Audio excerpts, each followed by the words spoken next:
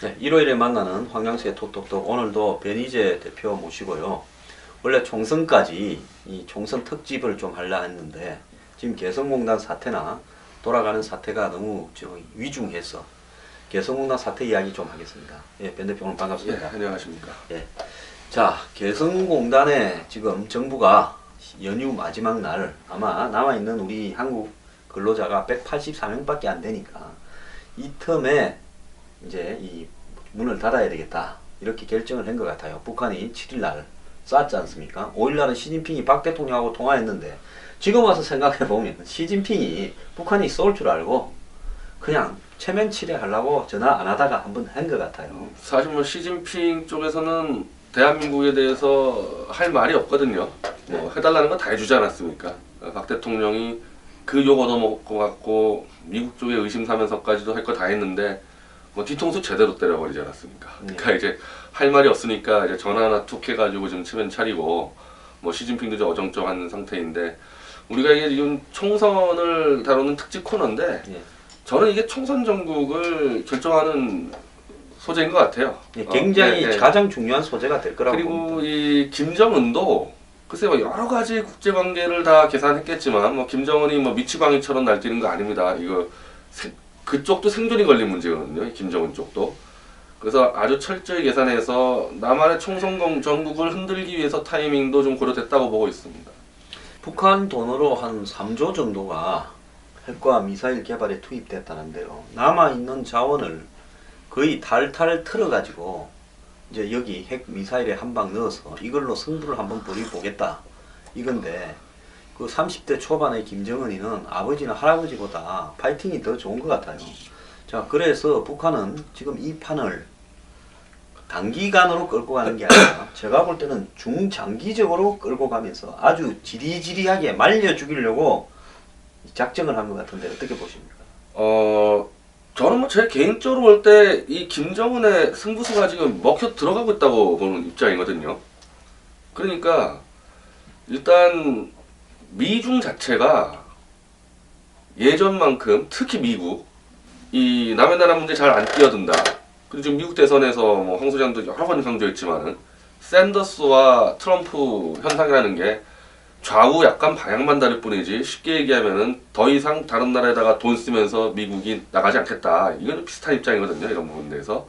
이번에 샌더스 같은 경우도 대북 제재에 별로 좀 소극적이고 뭐 트럼프는 뭐 원래부터 이제 우리가 돈 내면서 뭐 한국 지켜주지 않는다 이런 말 했기 때문에 그 판을 다 읽고 그리고 남한 자체가 워낙에 이른바 이 종북 성향은 뭐 그렇게 많다고 보진 않아요. 종북 성향은. 근데 그 둘러싸고 있으면서 이른바 거의 종교처럼 무조건 북한에게는 퍼주고 달래고 우리가 저 자세로 가야 된다고 주장하는 광범위한 세력이 있다고 보는 건데 그걸 지금 제대로 치면서 남한 여론이 지금 첫날에는 그때 MBC 여론조사 때는 사드 배치가 69%뭐 다수가 국민이 지지하는 것 같지만은 지금 또 거의 비슷해지고 있습니다. 여론조사가. 그리고 뭐 지금 제가 지금 보고 왔는데 뭐 포탈에서 끊임없이 이 김정은 쪽에서 대한민국 정부를 공격하는 오마이뉴스, 노컷뉴스 기사 등을 계속 전파시키고 이대로 가면 여론이 김정은한테 나쁘지 않다. 뭐 김정은도 대한민국 언론 지형 다 보고 있을 거 아닙니까? 그 계산이 지금까지는 맞아 떨어지고 있다고 봐야 되는 거죠. 저는 김정은이 이 세월호 사건에서 많이 배웠다고 보고 있습니다. 지금 개성공단을 우리가 먼저 이렇게 중단하겠다라고 북한의 핵과 미사일 실험 때문에 이야기를 하니까 김정은이 미국하고 중국 움직임을 봤어요. 유엔 안보리 결의 그거 아무 의미 없습니다. 제재 해봤자요. 제재 제대로 되지도 않습니다. 미국이 세컨드리 보이콧해서 과연 북한과 거래하는 중국의 기업, 은행, 개인에 대해서 이 거래를 미국 회사들이 거래를 못하게 할 수 있겠느냐? 저는 못할 거라고 보고 있습니다. 그렇기 때문에 상하원이 이 대북 제재 결의안을 통과시켜 놓고도 오바마한테 백지 위임을 해놨습니다. 그러면 중국도 미국에 보복을 할 거고 쌍방의 경제적인 타격을 입는데 미국이 지금 오바마가 그런 선택을 안 할 거라는 거고 오바마는 스트라테직 인톨러런스 뭐 전략적 인내니 나반이니 하면서 지금 자기 임기에 한해 북한하고의 관계에서 뭔가가 시끄러운 일이 벌어지지 않길 바라고 터지지만 않는다면 개입할 생각도 별로 없는 사람입니다. 그러다가 대선 후보들이 보수 뭐 진보 미국의 공화민주 다 그렇지요. 이런 상황을 정확하게 읽고 있습니다. 김정은이는. 거기에다가 한국하고 일본하고도 아베하고도 맨날 비거덕거리고 있죠. 한국의 지금 반일 문제라는 부분은 뭐 굉장히 약방의 감초처럼 써먹습니다. 그러면 한국이 외교적으로 중국하고도 지금 현재 사드 배치나 또 이 북한에 대한 통제 실패, 제재 실패 부분으로 멀어져 있고 일본하고도 그저 그렇고 미국하고도 그저 그렇고 이런 상황을 노리면서 저는 북한이 이번에 제대로 된 승부수를 던지려고 하고 있는데 한국이 먼저 선수로 개성공단 카드를 던졌습니다. 저는 이거 해라고 했기 때문에 잘했다고 봐요. 문제는 이 다음에 북한이 나올 수를 읽고 우리가 정말로 단호하게 준비를 잘해야 되는데 현재까지 외교 안보 라인이 움직여온 행태들 뭐 지난 9월 달에 중국하고 관계가 최상이다 역대 이런 행태를 보면 좀 우려가 안 됩니까? 근데 사실 이제 오바마의 이른바 전략적 인내 전략이라는 게 그냥 아무것도 안 하고 있겠다는 거였거든요. 쉽게 얘기하면은 내 임기 동안 더 핵실험만 진행하지 않으면 난 문제 제기 안 하고 조용히 퇴임하겠다는 전략인데 이걸 김정은이 놓칠 리가 없죠. 그 오바마 지금 남은 임기 1년 정도 있는 거에다가 남한 총선까지 보고 승부수를 확 던졌는데 그럼 사실 미국에서 이 조치를 취할 수 있는 거는 그 당시 이제 부시 정권 때 이제 그 김정일 비자금이 걸려가지고 방코델타 아시아 문제로 이제 바로 그걸 하지 않았습니까? 이제 북한에 현금을 지원하는 기업들, 은행들 이제 조사 들어가고 묶어버렸죠. 예, 그때 마카오가 은행이 걸렸죠. 유일하게 사실은 가장 큰 효과를 냈던 게 그건데 그걸 지금까지 오바마 정권이 안 하고 있었습니다. 원래 3차 핵실험이 오바마 정권 2기 시작될 때 했는데 그때부터 들어갔어야 되는데 그걸 안 하다가 이제 이번에 그거를 하겠다고 말이 나오니까 박근혜 정부는 그건 개성공단은 당연히 폐쇄시켜야 돼요. 그거는 제3의 기업이 북한을 현금 지원하는 걸 막겠다는 건데 대한민국 개성공단 기업들이 가가지고 돈 갖다 바치는 걸 놔두고 어떻게 미국한테 얘기하고 뭐 어디 가서 말도 못하는 이건 뭐 말도 안 되는 거고 지금 뭐 보도 보니까 중국과 러시아도 그런 얘기를 했다는 거 아니에요 한국 정부한테. 아니 너희들이 개성공단에다 막 퍼주면서 우리한테 왜 제재하라 그러냐. 그러니까 이건 무조건 해야 되는 거고 논란이 어쩔 수 없는 거야. 이건 해야 되는 건데 결국 문제는 이제 미국인데 그 트럼프가 저는 이제 트럼프 이 발언은 제가 다 체크해 보는 게 이게 트럼프 개인의 문제가 아니라 미국 사회의 전통적 주류 사람들의 논리와 정서를 그대로 대변하니까 우리가 그거는 꼭 이제 참고해 볼 필요가 있거든요. 이 사람 절대 미치광이 아닙니다. 이 사람 아주 철저하게 합리적이고 미국의 이익에 맞춰서 정확히 계산하는 사람이거든요. 오늘 트럼프가 인터뷰가 좀 번역돼서 올라왔는데 자기가 집권하면은 중국 기업들을 강력히 제재해서 북한을 이제 지원하는 그걸로 북한을 붕괴시키겠다고 얘기를 하는데 이게 지금까지 했던 트럼프의 고립주의 전략과는 전혀 말이 안 되는 겁니다. 그렇게 되면은 미중이 경제적으로 얼마나 엮여 있는데요.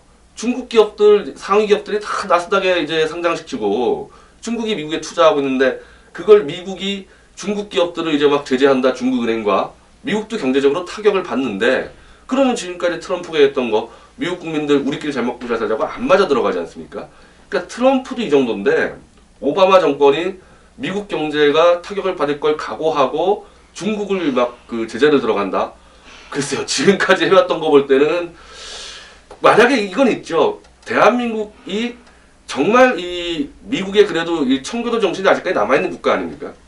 이런 기독교적 세계관에 맞춰서 정말 북한 인권에 대해서 우리가 강력히 응징태세를 갖추고 자유민주주의를 지키기 위해서 이 국민과 정치권이 똘똘 뭉쳐있는 국가라면은 갈 수 있는데 그거 아니라는 거 지금 미국이 뻔히 알고 있는데요. 대한민국의 국민의 반이 이상하고 야당이 다 이상하고 그렇다고 무슨 보수라고 하는 주의자들도 중국하고의 관계에서 명확히 하지도 못하는 이런 상황인데 미국이 무슨 목숨 걸고 가치를 가지고 우리를 지켜줄 리도 없고 이제 북한에 무슨 뭐 석유가 난다거나 뭐 그런 것도 아니고 이게 계산이 안 나오는 거예요. 미국 입장에서 이렇게 세게 북한을 무너뜨리는 거에 대해서.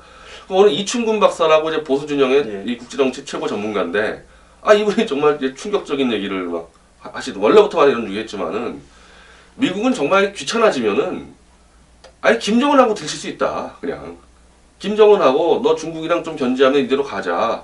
왜? 남한에 대한 불신이 워낙 강하니까 미국 주류 사회에서 이미 노무현 정권 때 미국이 좀 협의하다 보면은 전부 다 북한한테 정보가 넘어가니까 그때부터는 미국이 아예 북한 문제를 남한하고 상의를 안 했다는 거 아니에요. 괜히 이제 이 북한 김정은에 넘어가고 지금 박근혜 정권하고 상의한다 해도 지금 제1야당의 대표가 문재인입니다. 현재 반기문 제외하고는 대권 1위죠. 그럼 다음에 문재인 정권에 들어설 수 있는데 어떻게 남한 정부하고 깊이 문제 상의하겠습니까? 그래서 대한민국 포기론이 나오는 겁니다. 한때 이 북미 직접 대화가 전개된 이유가 결국은 이 미국이 북한과 직접 상대하는 것이 당시 DJ나 노무현 정권보다는 북한의 진위를 훨씬 더 잘 파악할 수 있겠다. 이렇게 해서 장성택이 움직이면서 북미 직접 대화가 상당히 깊숙하게 전개되었고 한때 육자회담이 열리면서 이런 모든 것들이 타결될 듯 보였던 것도 그때 일입니다. 그래서 지금 여기서 중요한 것은요. 이 우리가 과연 이 북한의 지금 어떤 부분에 대해서 애척하고 능동적이고 탄력적이고 현장 지휘관의 뜻에 따라서 초반에 강력 대처하고 이런 시스템이 될 수 있는가라는 부분에서 저는 우려가 많습니다. 자, 중국하고의 관계에서 중국과의 관계가 역대 최상이다라고 말을 하던 외교부 수뇌부들, 또 사드 배치와 관련해서 말도 한마디도 안 나눴다라는 국방 수뇌부들, 이런 사람들이 전부 대통령 눈치만 보고 있습니다. 어제 10일날 대통령이 문을 닫았는데요. 어제까지 하루가 지나도록 수자원 공사가 북한에 그 수자원의 그 설비, 정수시설이나 이런 부분을 봉인도 안 했다는 거 아닙니까? 그래 북한에 손두리째 지금 넘어갔다는 거 아니에요. 자, 이런 모습을 바라보고 또 더 나아가서 우리 좀 뭐 통일부나 이런 라인에서 북한이 저렇게 기습적으로 몰수하고 추방 조치 또 군사 구역으로 선포 이런 거를 할 거라고는 안 봤다. 우리는 뭐 한 일주일 2, 3일 걸려서 물건 좀 빼오고 할 거다. 어떻게 그런 생각을 하는지 모르겠어요. 이건 우리가 지금 의사결정 구조에 대해서 이 정부가 의사결정하는 데 있어서 뭐 제가 말씀드린 거는 그냥 교과서적 상식인데 지금 사실상 사드 배치하고 개성공단 폐지를 박 대통령이 직접 결정한 걸로 지금 나오고 있어요. 보도도 그렇게 나오지만은 실제로 그렇게 됐을 가능성이 높은 게 이런 정도 결정할 때는 최소한 한두 달 전부터 물론 사드 배치가 지금 북한의 4차 실험 때문에 나왔지만은 논의하고 있었을 거 아닙니까 분명히. 그러면은 이미 개성공단이나 사드에 대해서 통일부 장관이든 국방부 장관이든 아니면 국회 국방위 의원이든 얘기를 하고 있었어야 돼요. 한 두 달 전부터 사드 배치가 논의해야 된다 아니면 하고 있다 필요가 있다. 개성공단 폐쇄 준비해야 된다 이런 말들이 계속 나오면서 여론을 잡아놓고 이제 결정이 돼야 되는데 이런 과정에 하나도 없이 탁탁탁 대통령 발언으로 나오니까 지금 이제 이른바 좀 야당이라고 보기에는 보다는 좀 김정은 당 같은데요. 지금 이 하는 행태들이 집중적으로 대통령 개인을 공격 들어가는 거거든요. 이걸 지켜주고 막아줄 세력이 정부 여당이 없다는 거죠. 예, 지금 뭐 이한구 새누리당 공천관리위원장이 이야기한 게 대통령이 뭔 정책을 하겠다면 그 정책에 목숨을 걸고 던지는 이런 사람이 없이 새누리당의 대부분 도련님들, 부잣집 도련님들만 있다 했는데 중요한 부분은 지금 이 북한이 정확하게 노리는 것은 남남 갈등을 극대화시킬 수 있는 굉장히 좋은 소재라는 거죠. 왜? 감히 DJ가 이 해오던 부분을 박 대통령이 문을 닫았다. 이 완전 신앙처럼 떠받들었잖아요. 근데 여기에다가 또 개성공단의 그 입주 업체들이 지금 갔다 와서 그 124개 업체 뭐 자기들 주장으로는 3,000명의 근로자가 있다. 한국 근로자가. 자, 이 사람들이 지금 엄청나게 떠들고 소송을 하겠다고 하고 지금 야당이나 민변에서는 헌재에 또 제소를 하겠다 지금 하지 않습니까? 이런 부분들이 지금 엄청난 남남 갈등으로 번져갈 건데 총선 때 이 문제가 굉장히 심각해질 것 같아요. 이분들이 개성공단 그 입주자 모임들이 세월호한테 벤치마킹을 좀 한 것 같아요. 내가 그렇게 네, 생각해요. 너무 똑같아요 하는 행태가. 어쨌든 개성공단이 폐쇄된 결정적인 이유는 4차 핵실험이거든요. 그건 대한민국 기업인 이전에 대한민국 국민으로서 그걸 같이 국민적 공감대를 가지고 이야기를 하면서 우리 피해받은 거를 좀 어떻게 이렇게 가야 되는데 그건 절대 거론 안 하고 예전에 세월호 쪽도 유병원 일가돼서 이건 유병이가 돼서 입도 뚝뚝 안 하고 마치 정부가 배를 강 소장님 혼자서 나만 유병원 병신됐죠. 아무런 세월호 관계도 없는 정부가 사람이. 배를 가라앉힌 것처럼 이야기를 해왔지 않습니까? 지금 이거래요. 개성공단은 마치 멀쩡히 잘 돌아가고 남북관계 잘 되는 거를 박근혜 대통령 혼자서 파탄냈다고 그걸 지금 개성공단 입주자들이 주장하고 있거든요. 그게 이제 먹혀 들어가요. 이 포털에 막 탑에 뜨는데 이미 세월호 때 굴복하지 않았습니까? 박근혜 정권이 세월호 거짓 선동에. 그러니까 저는 이거를 김정은도 그렇고 야당도 그렇고 이 개성공단 입주자들은 더 많은 돈을 받아내야 될 거 아니에요? 더 많은 돈을 받아내는 거 세월호 쪽 여족들이 보여주지 않았습니까? 그러니까 나라의 이른바 기초 질서가 무너진 상태에서 박 대통령이 워낙 지금 큰 싸움에 들어간 거죠. 그러니까 시설 그다음에 투자 비용이 시설 비용과 투자 비용 국가와 개인 기업 한 1조 정도 된다고 보면 지금 피해액 산출이 5, 6조로 나옵니다. 그동안에 벌은 이야기는 하나도 안 해요. 자, 어제 빠져나왔으면 정말 정부가 신경이 쓰고 국민이 신경을 써서 우리 근로자들이 야 정말 인명 피해가 없이 잘 빠져나와서 고맙게 생각한다. 한편으로 우리 앞으로 기업에 어떻게 해야 될지 앞날이 컴컴하다. 이렇게 이야기를 해야 되는 게 정상인 사람들이거든요. 그런데 나오자마자 뭡니까? 대책협의회 구성해서 정부를 상대로 소송을 할 수도 있다. 피해 보상 제대로 해라. 야당 차단아니고 야당 차단 세월호 쪽이랑 똑같이 움직이고 있습니다. 이게 지금 개성 이 기업뿐 아니라 대한민국에서 뭔가 이권을 얻을 사람들이라면 다 이런 프로세스에 갈 것 같아요. 이게 보통 심각한 문제가 아니죠. 제가 오늘 방송에 왜 하나도 안 나간 줄 알겠습니까?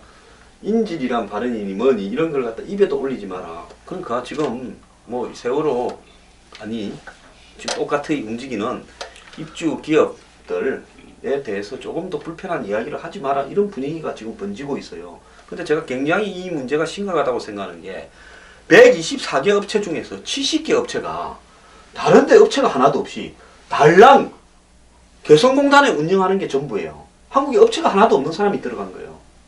그러니까 한국에서 공장 설비 만들고 땅 사고 빌리든지 해서 거기에 공장을 이렇게 운영을 하려고 그러면 직원들 100명, 200명 들어가 어마어마한 돈이 들 거 아닙니까?